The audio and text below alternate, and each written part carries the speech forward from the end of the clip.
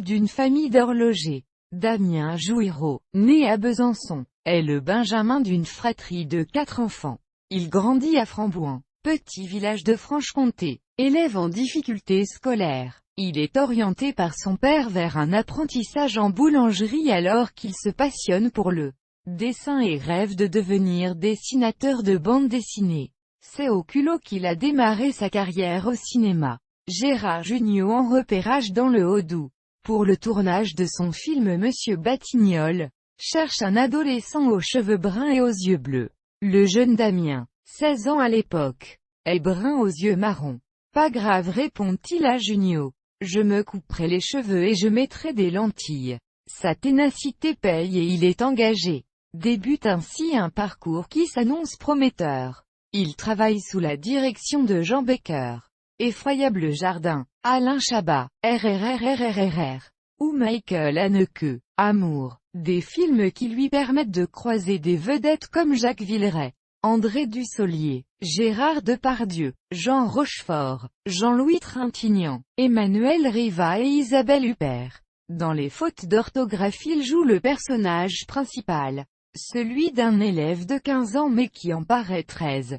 Fils du proviseur interprété par Olivier Gourmet et de la directrice du pensionnat Carole Bouquet, ou, contraint pour la première fois de dormir au dortoir comme tout le monde, mais considéré comme privilégié, il est humilié par les autres élèves et doit se révolter pour s'affirmer dans ce film sur le mal-être adolescent inspiré par la jeunesse de son réalisateur Jean-Jacques Zilberman, un rôle qui lui vaut en 2005. Le prix du meilleur espoir masculin à la 10e cérémonie des prix Lumière et une nomination pour le César du meilleur espoir masculin. Acteur dans plusieurs courts-métrages, il écrit et réalise Machin en 2012.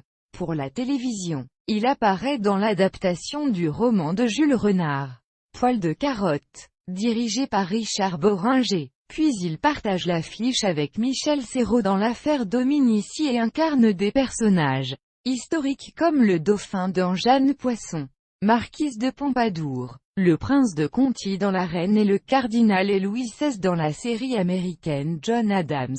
Son nom est également associé à de nombreuses séries télévisées.